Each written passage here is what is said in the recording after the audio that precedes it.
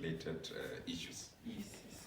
So, sir, I'm sure the very first question everyone would like to know is, why did you become a doctor? I didn't want to be a doctor initially. I wanted to be a computer scientist. Yes. I was very good at maths and science. Yes. So when I went to TEFLOP, the now University of Limpopo, in 1978, Yes. to do my first year, Yes. BSc, one of my friends, the late George Mugono, told me that no, if you do a BSc in computer science here in TEFLOP, it's going to take you 6 years. And it's a 3-year course, because somehow it seems people are failing or being failed there.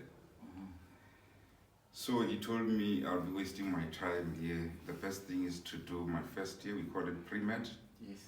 and apply to the University of Natal at that time, and Medunsa was still new. Yeah.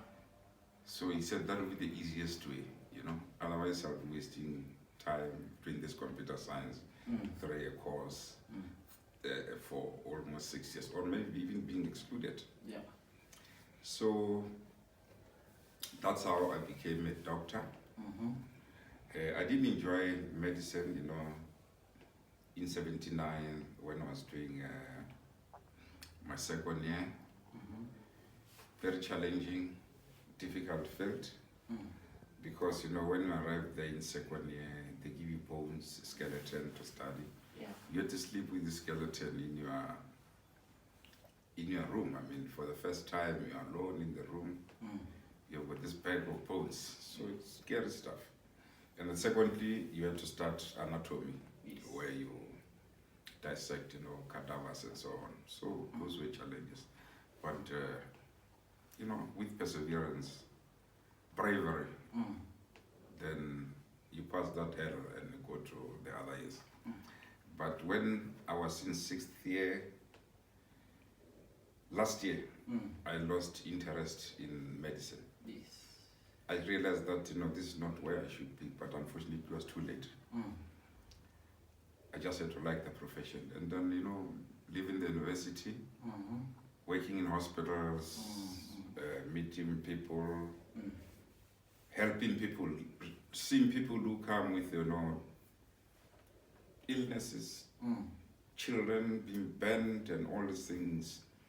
You help them, then, they become better.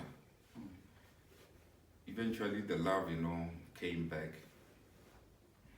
And I worked, did my internship at the Hook Hospital around Sebetiela in Limpopo. And then after that I went to Masana Hospital in the Bushbuck Ridge, in Mpumalanga, as a medical officer there. Very challenging place. We used to do 14 days call.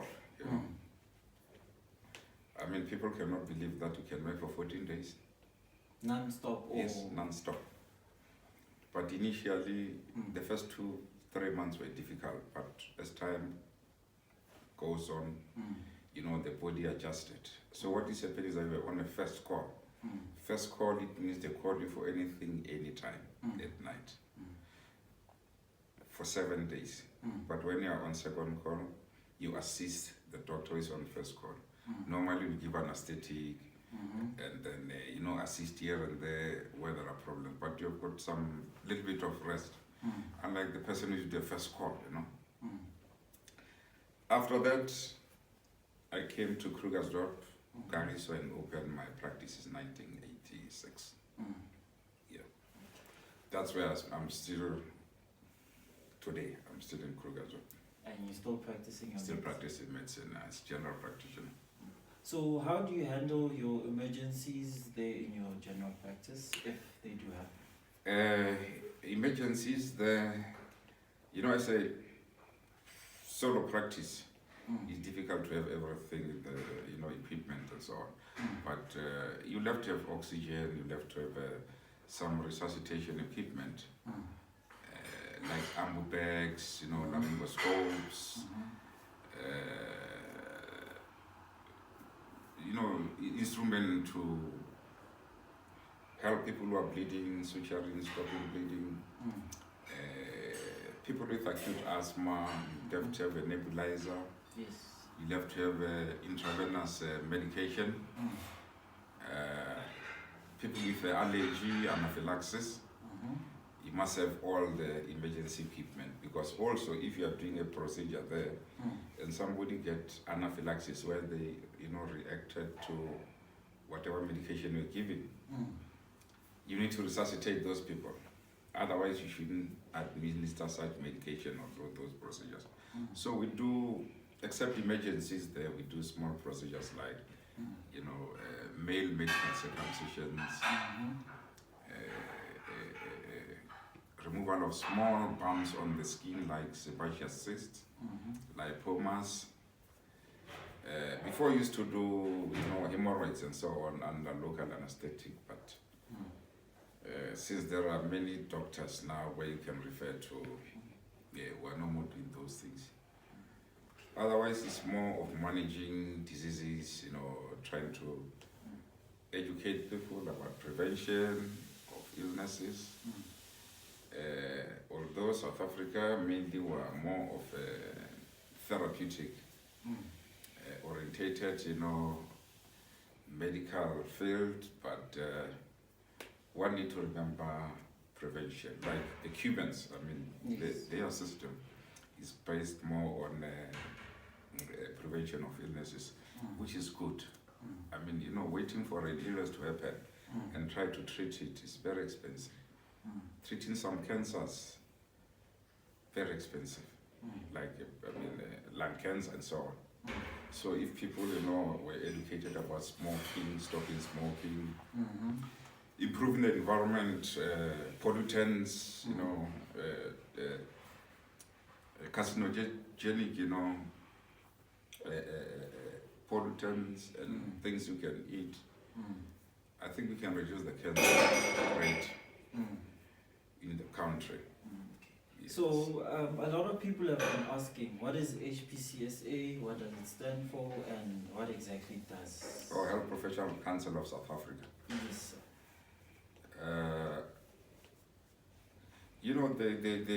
Their aim there is to protect, the public, while trying to maintain ethical conduct amongst its members, which are healthcare providers. Nurses, doctors, I think paramedics also do belong to the health, dentists and so on. So what they are doing there is to make sure you practice ethically, you do the right thing, you don't harm patients, you don't commit other, unethical things. And also for patients who feel they've been harmed by, healthcare providers, they can go there and lodge a complaint so that, they can get a fair hearing and a fair outcome. Because if you don't have the healthcare professional, I'm not saying healthcare providers will just mess up people, but at least it frightens people a bit to do the right thing, because you don't want to appear there. You can be struck off as a healthcare provider. You can also be fined, and nobody wants a bad name. It's just like a criminal record that you've appeared before the council. Yes. So that's in summary what the council is for. Okay. And I want to ask the infamous question, even as a doctor, how much do interns earn in the modern day South Africa?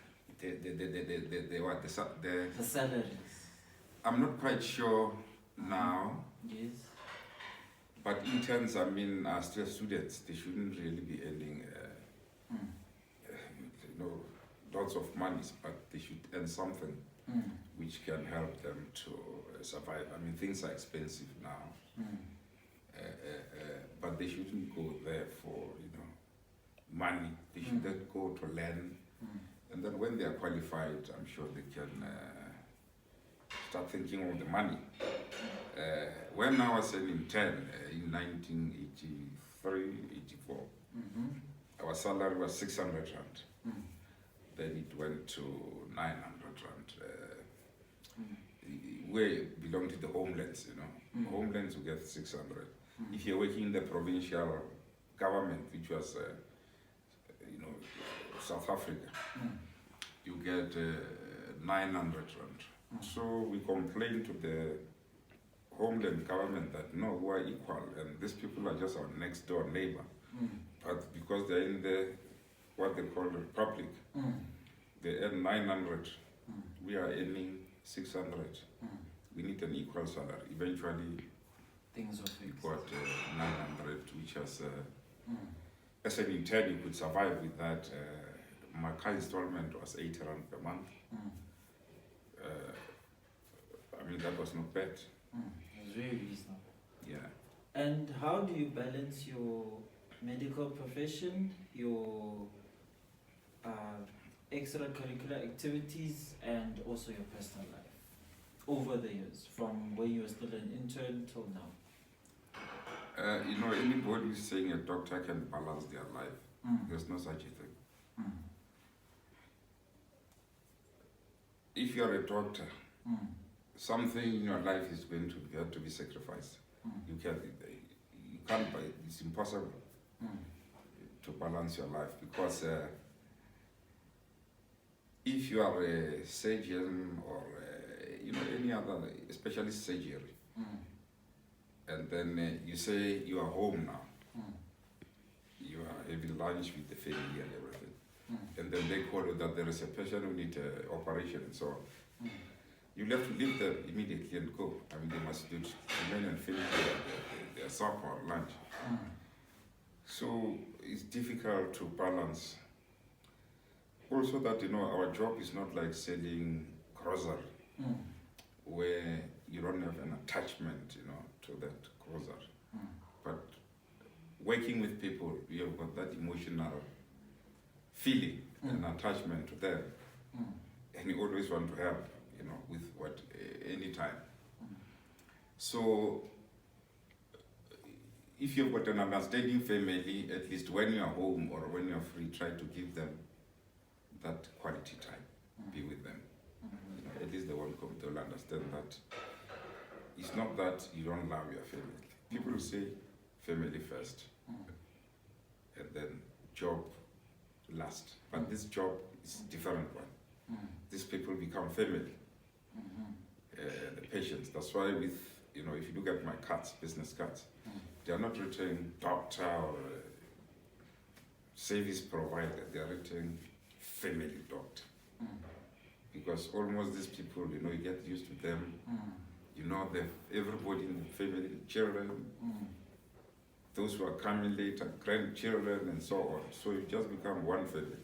So medical practice can become your extended family. Yeah. And then for every single person who wants to become a doctor or in allied health services, what advice would you give them? If you want to do that job, this job, you must be respectful. Number 2, you must love to work with people. Number 3, you must have patience. And number 4, you must be a good listener. Number 5, you know, you must take any nonsense. In what sense? Patients come there and with their own problems elsewhere. Then they come and, you know, offload them to you. Sometimes it became rude to you. But it is not necessary to become rude with patients, because you are not going to spend the whole day with them, maybe 30 minutes to an hour. Just, you know, control yourself. So if you don't have those qualities, I think you better maybe go and try the taxi industry, you know. So working with people need that patience, because some people come with a person will come that, no, we're fighting for a house at home. My parents have died, it's my brothers. an uncle, so and so want to take the house. But this has got nothing to do with the medical. But people will come to the doctor for such, problems. And you can't turn them away. You have to listen and try to use your own common knowledge, a little bit of law, and then put them together. Eventually, they'll listen to you and realize that what you're telling them is really, reconciliatory. It's not, you don't want to divide them, you want to build them together and tell them the truth. Reality that, this house maybe should draft a contract or some kind of agreement where all the beneficiaries will be stated, and then, you work on that. Unlike saying, hey, this house belongs to my uncle and so on. Sometimes you get people that have been fired from work, especially domestic workers, coming to you that they've been fired from work and so on. So they want you to help them. I mean, that's really not, it's a labor relation problem. But eventually you'll have to listen to their story, and as an employer, the labor laws. And then you'll have to approach these employees, the employers of these domestic workers, and try to speak to them. Some of them will be rude initially that, why is the doctor getting into this problem? But through perseverance and, not becoming emotional, eventually they respect you and agree that, look, this person has been working here with us for 20, 30 years. What we are expelling them for is not really, a very, very huge misconduct. And then, although the relationship now is gone, it's difficult to get this person back, especially, domestic working means you are too close. I mean, you share the same environment most of the time. So eventually the employer will just settle and give them something at least, rather than to get them off without anything.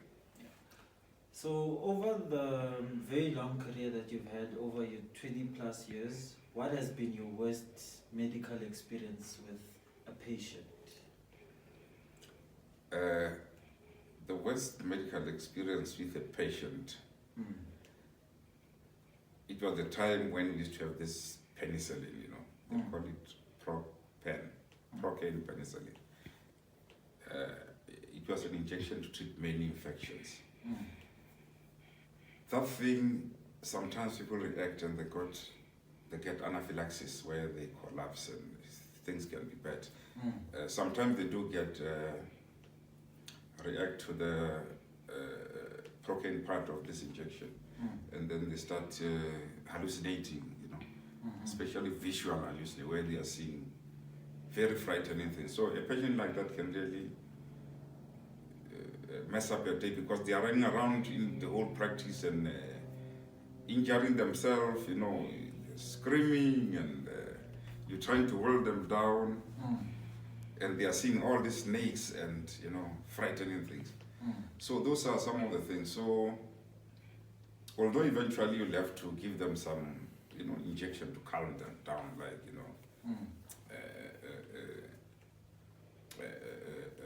sedatives like Valium and so on. But as a young doctor, this can really discourage you, thinking that maybe patient will leave and say, look at that doctor, patient got mad then. And the other thing is, when they get an anaphylaxis here, the blood pressure goes down, they collapse. You need to have some resuscitation equipment, so that can frighten you, because if they die, I mean, it's something which you need to explain what happened. So those were the challenges